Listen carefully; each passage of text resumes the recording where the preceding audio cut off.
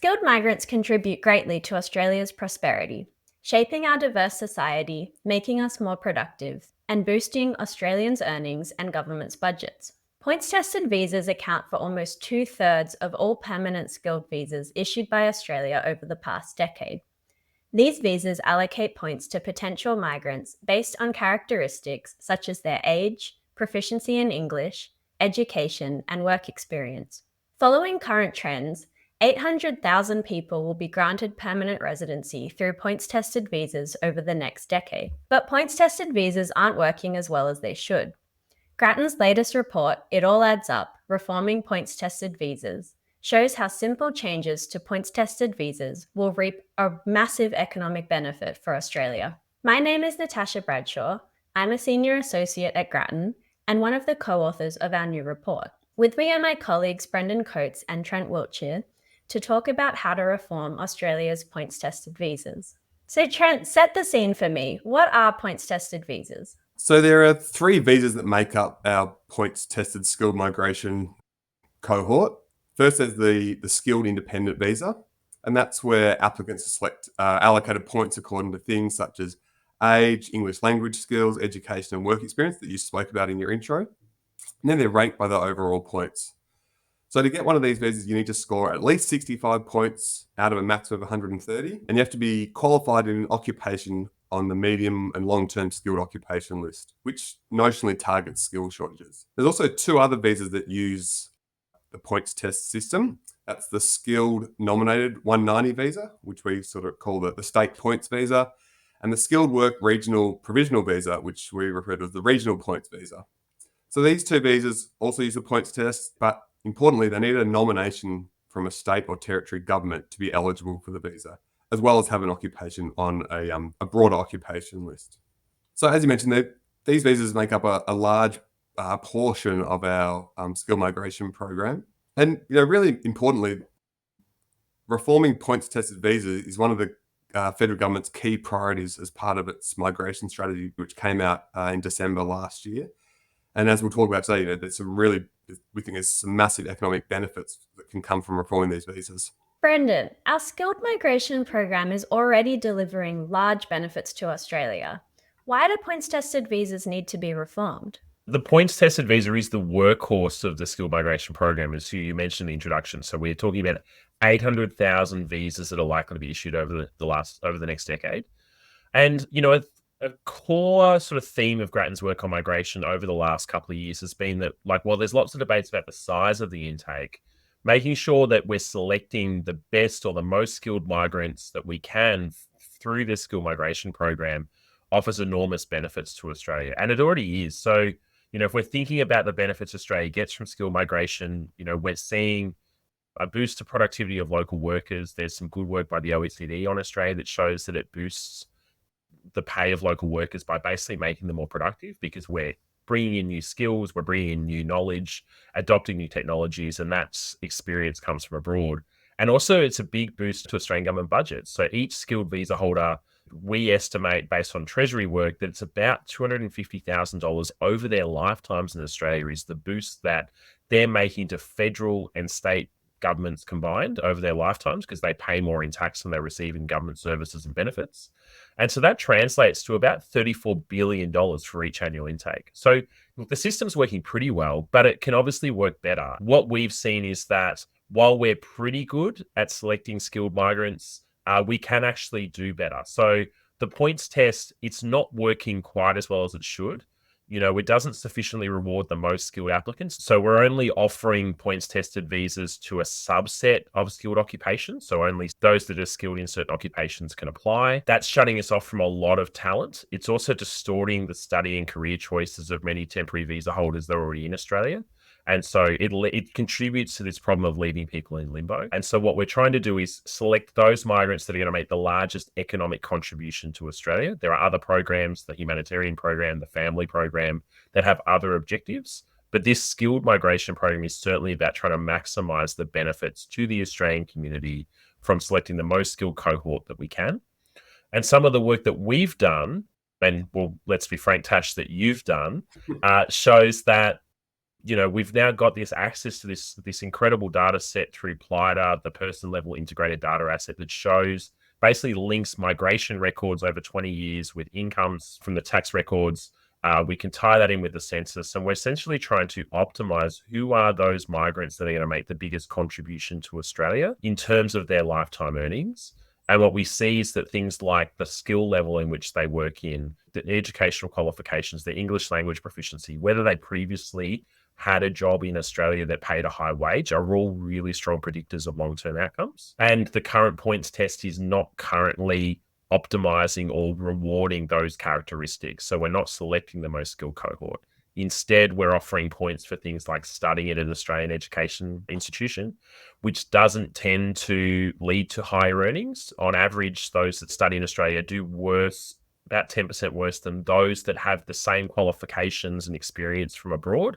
It doesn't mean that universities in Australia are not as good, but it means that we're offering a less high bar for local students to secure permanent residency compared to those from abroad. We're offering points for studying in a regional area where there's not a lot of evidence that is going to boost lifetime earnings. We're offering points for a professional year. And so you tie all that together, and it means that while we're not doing a bad job of selecting the most skilled migrants, we're not doing as good a job as we can. And as the title of the report sort of sets out, if we do even marginally better, it has huge long-term outcomes. So how can we do better, Trent? What changes do we recommend? So taking the great analysis that you've done, that Brendan mentioned before on what drives long-term earnings, we recommend an overhaul of the points test. I say overhaul, but actually probably tweaking a few things and then some more significant changes. So our proposed new test has a maximum of 500 points, up from the current test, which has a maximum of 130 points. To be eligible for the points tested visa, a person needs to have at least a Certificate 3 qualification from an Australian education institution or a high-level degree from Australia or from abroad. We want to raise the bar a bit as well to get a points tested visa. We say the minimum points required to qualify should be 300 points, which is 60% of the total points available, which is up from 50% currently. So raising the bar a bit to be eligible.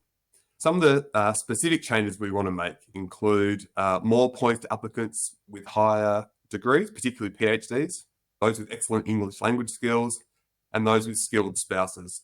We also suggest tweaking how we offer points for age. So we think the points offered for age should be more granular. It's sort of in big blocks. So it means an older person can get fairly similar points to a fair bit younger person. We know that the younger a person is, the longer they will be in the workforce and generate a larger fiscal dividend. We suggest offering a max of 100 points for those aged 21 to 29 and then to scale down from there. We also think we should offer points for just the first 2 years of high-skilled employment experience, rather than, as is currently the case, offering more points for the longer time you work in a job. So that means someone working in potentially a lower paying job for a long time will get more points than someone in a high paying job for a short period of time. So we'd say if you work in a high skill job for 2 years, you can get 50 points. We also think we should offer points for high paying Australian work experience. So that's shown to be a really critical thing that predicts long-term success. So we suggest a maximum of 90 points for people earning $120,000 per year, 30 points for people earning over $70,000 and scale it up from there. Another important change is that we should make points tested visas available to applicants across all skill level 1, 2, or 3 occupations, rather than a narrower set of occupations than is currently the case for the independent points visa, opening up availability to more high-skilled jobs, so we can get a wider pool of high-skilled people from overseas to come and work in Australia. We actually want to make Australia an attractive destination for the most highly skilled people. So we suggest that people scoring 400 points or more should be guaranteed an invitation to apply for a visa. So that's currently about the top 5% of applicants. That means that the really most talented people around the world think, I can come to Australia and I'll score that many points. I'm guaranteed an invitation to apply. There's additional checks after that, but it's fairly sure that they'll be able to get a visa. And a couple of the small ones. Occupation ceilings should be abolished. Currently, they limit the number of people working in particular occupations that can come here. And also ministerial directions should be infrequent or very rare. So these are directions from the minister about who should be prioritised for a visa. Brendan, what would these changes mean for Australia and for migrants? There's a series of reforms, some of it is getting into the weeds about very precise changes to how we select migrants, who we rank first, highest in terms of who we give those visas to. But the net result of that is that you will see more skilled migrants on average being granted those visas each year. And that leads to a more skilled migrant cohort. It leads to a more skilled Australia. Those migrants will earn higher incomes and are more likely to thrive in Australia. And the benefit of that is a really big, enormous boost to the well-being of the Australian community. And that takes a couple of forms. The main ways in which migrants, the more skilled intake is going to boost the well-being of the Australian community is it's going to boost those productivity spillovers. Like, there's good evidence that the more skilled the migrant intake is, the more skilled those migrants working alongside Australians, then the bigger the productivity boost, the bigger those knowledge and innovation spillovers to local workers, and the more they will earn. The other really big one is that it will provide a further substantial boost to Australian government budgets, which at the moment, they're dealing with the overhang of the COVID pandemic and the spending that we did to sustain the economy, sustain people's incomes through that period, and the fact that we've got an aging population in the long term. And so by basically recalibrating who gets points tested visas, we'll be generating a boost to federal and state government budgets of about $84 billion in today's dollars over the next 30 years. So that's a huge boost. Like, that's, on par with, say, things like reforming the capital gains tax discount or negative gearing. They're substantial tax measures that make up a big part of the public debate. And it doesn't require us to do anything more than just tweak how the points test operates today. It also supports migrants to earn higher incomes because you're selecting migrants to come to Australia that are more likely to be skilled and therefore more likely to earn higher incomes. And because, as Trent said, one of the things that we want to avoid is a situation where the permanent visa system encourages migrants to jump through certain hoops in the prospect of hopefully getting permanent residency, when those are not choices they would otherwise make themselves as part of their own careers. So reducing the points for work experience means that there's less of an incentive for migrants to stay in limbo in Australia seeking a permanent visa by getting more points for experience. By opening the range of occupations up, it's more likely the skilled migrant, if they've studied here, wants to become a permanent resident, they can actually choose the course that they want to build the skills in the career that they want to have. And by aligning those things, migrants are more likely to thrive in Australia long term. And, that's in everyone's interests. So the changes we've talked about so far are mainly focused on the skilled independent visa. But what about the other visas that rely on the points test, the state and regional visas? Can you explain what these are? So the state and regional visas are a really big part of the skilled migration program. So in the 24-25 planned permanent intake, they'll account for around half of all skilled visas. And this is up from around 30% in the years pre-COVID and just 4% in the 1990s. So a really big part of the system and probably underappreciated a bit. For the state and regional visas, there's a few differences.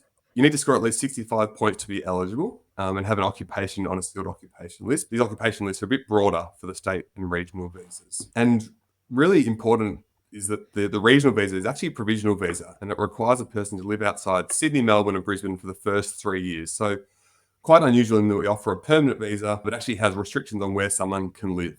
So these state and regional visas used to support population growth in smaller states and regional areas because the visas tend to be over-allocated to smaller states and territories, particularly Tasmania and South Australia. So state governments have control over who they nominate for these visas, and they typically use them to support regional areas as well as support local universities and trying to fill essential worker roles, particularly in the healthcare sector. And just to add to that, I think the really critical point here is they're not using ranked choice selection, right? We're basically selecting visa holders at the state level, where the state nomination for either the state points or the regional visa, as long as they've hit that minimum threshold of 65 points and they get the extra points for a nomination from a state or territory government, it means that then they automatically get the visa. So we're not ranking those people who are most likely to be skilled and therefore, in our view, most likely to make the largest economic contribution to Australia by earning high incomes. Once you get that state nomination, you're essentially in, provided you meet basic checks. And it means that those visa holders, they accrue fewer points on the points test than those that are coming through the skilled independent stream in particular. So, nearly basically half of all regional points visa holders have 65 points or less after you strip out the fact that there are 15 points on offer for a state or territory nomination for that visa itself. So it's a really important point. Those bonus points you get for nomination by a state or territory government are really important. So the 15 points for the regional visa, that's equivalent to the points for 8 or more years of overseas work experience or holding a bachelor's degree. So it really boosts someone up. And applicants for the state visa get 5 bonus points. So do these state and regional visas also need to be overhauled? Yeah, they do. So we've got a pretty sort of blunt recommendation on this one. We actually think the state and the regional visa should be abolished. And instead, the federal government should allocate more visas to the skilled independent visa, which under our reforms would be selected under the new points test we just spoke about earlier.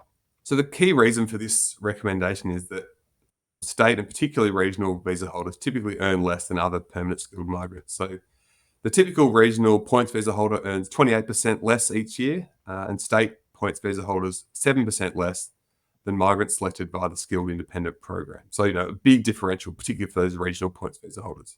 Our work also shows that the earnings of regional points visa holders are likely to grow more slowly over time, and state and regional visa holders are more likely working in a lower skilled job than independent points visa holders.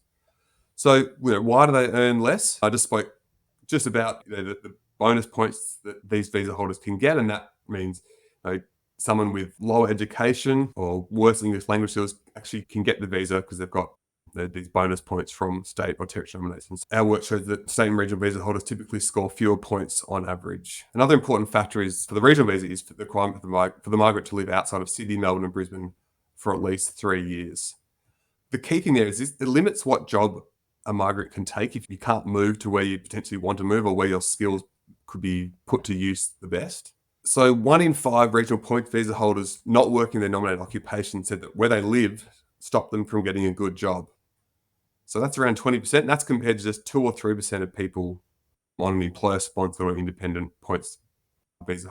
We really think that's a critical reason. There's also really good evidence that scarring or not being able to utilize your skills and experience early in your career have a really big long-term impact, and that's shown by slower earnings growth among regional visa holders.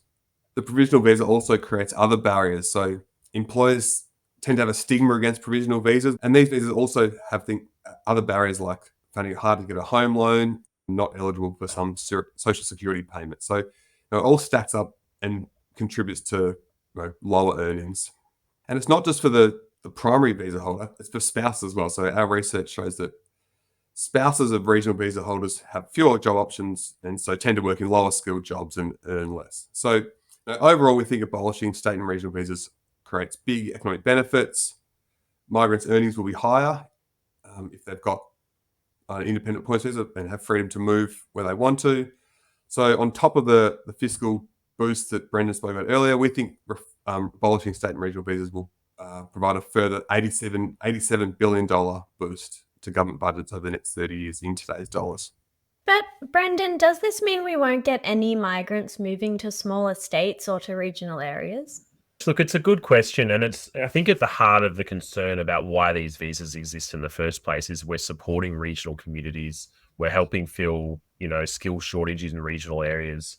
But I think what the data actually shows is that when we're talking about the particular regional visas here, the points visa for regional points as well as the state nominated visa, those visa holders, those that arrived in Australia in the last, say, 15 years, make up a really small share of the workforce in regional Australia. Like if you're looking across inner regional areas, it's a decimal point. It's 0.1, 0.2% of the workforce. If you're looking at even outer regional remote areas, it's a bit bigger, but it's still, no more than about 1% of the workforce. And when we look at who actually works as recent migrants or as current temporary visa holders in regional areas, it tends to be a lot of the other visas. It's a large number of temporary sponsored workers, working holiday makers, those that come to Australia via the skilled independent visa, those that come to Australia via employer sponsorship and secure permanent residency that way.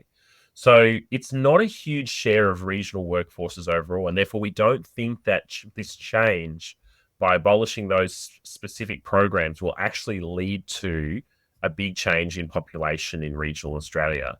In fact, what we see as well is that half of all regional visa holders actually end up living in major cities. That's because under that visa, you can live in Perth or Adelaide. And, unsurprising, people who are skilled, who have come through tertiary qualifications, will choose a place where they're best likely to be able to use their skills. And just as importantly, that their spouse will be able to use their skills, because that's where we see the really big costs, is that the spouses do particularly poorly. They struggle to find work in their area of expertise because the labour markets are just a lot thinner.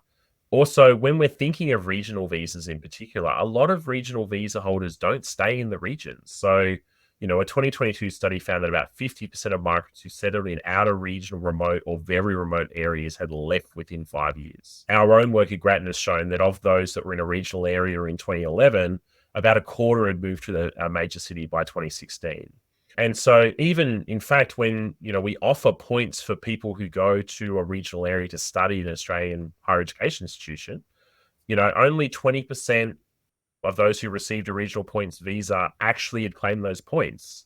Many more of them were actually applying, even if you'd studied in regional Australia, would be eligible, were applying for visas that would allow them to move away from regional areas towards the city. Now, this is not to say that, regional development objectives are not something government should pursue at all. I think Grattan's historically been pretty careful about being clear that our objective is to support people rather than places. But what our work shows is that using visa policy, particularly permanent visas, to push people to the regions that may not otherwise choose to go there, it's just a really expensive regional development policy, because you're constraining someone's career by putting them in a place that they may not otherwise choose. They struggle to find the work in the professions they want. And we know from a whole literature in labour economics that if you, face big constraints on what you can do early in your career, that has big scarring effects. And I think there's good reasons to expect that's the case here as well.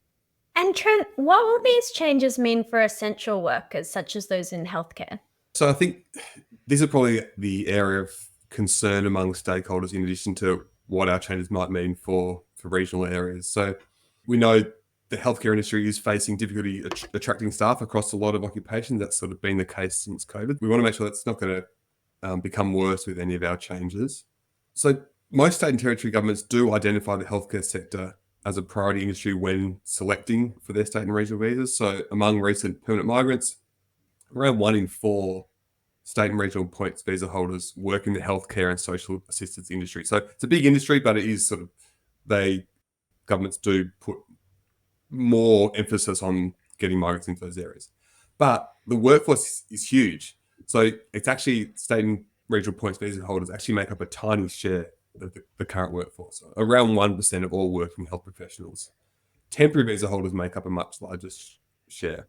So that's the sort of the current state. But what will our changes to the points test mean? So, we did some modelling to see what would it look like under people who have previously applied for points tested visas.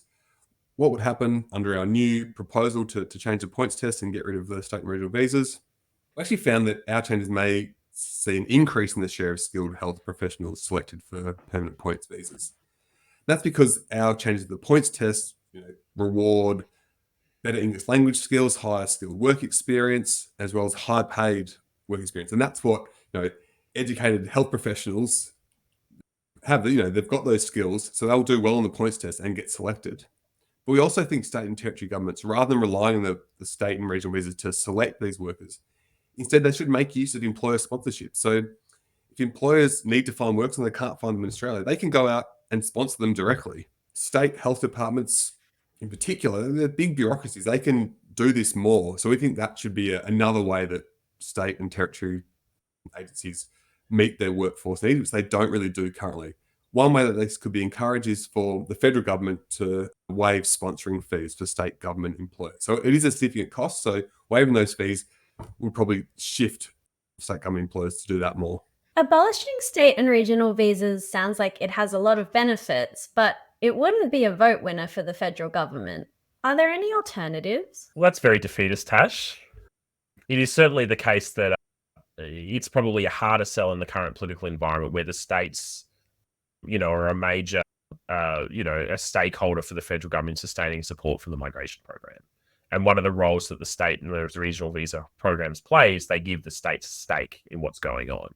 The current system is one where we don't use ranked choice selection. We give all these extra bonus points that lowers the bar for migrants that are being selected for the state and regional programs, while other more skilled migrants miss out on a visa entirely. So there are ways in which we can move towards our recommended reform, even if those state and regional visas are retained.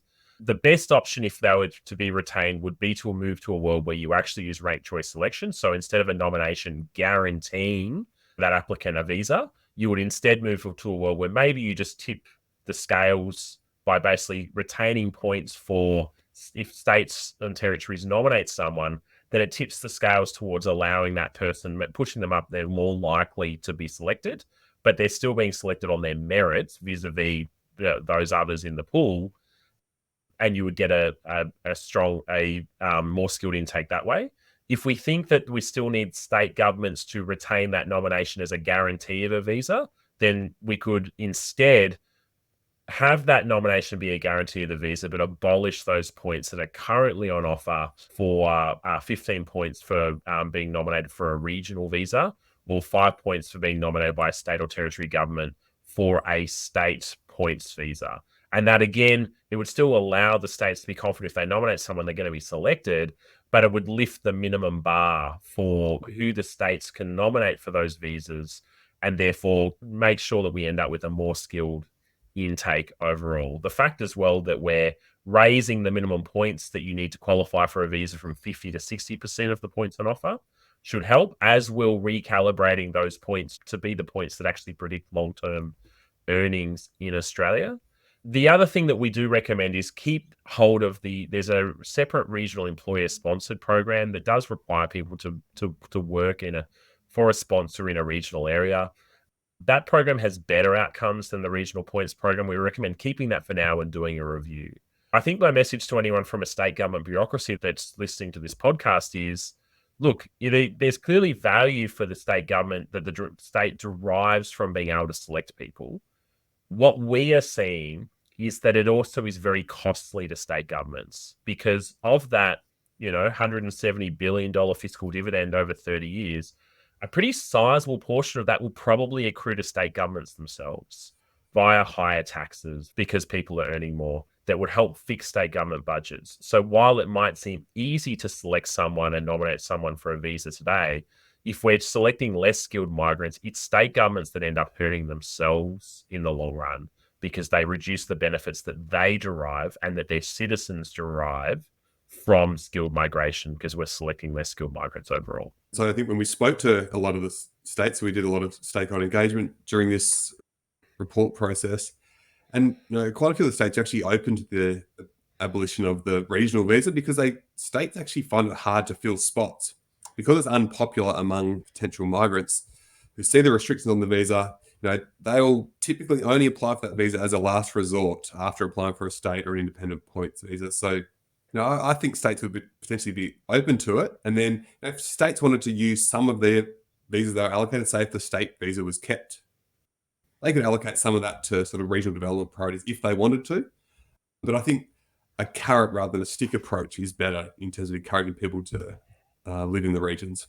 Thanks, Trent and Brendan, and thanks for listening. We would like to acknowledge the funding of the Scanlon Foundation that has made Grattan's migration work possible over the past 3 years. If you are interested in further supporting Grattan's work before the end of the financial year, please head to the Grattan website to donate, grattan.edu.au.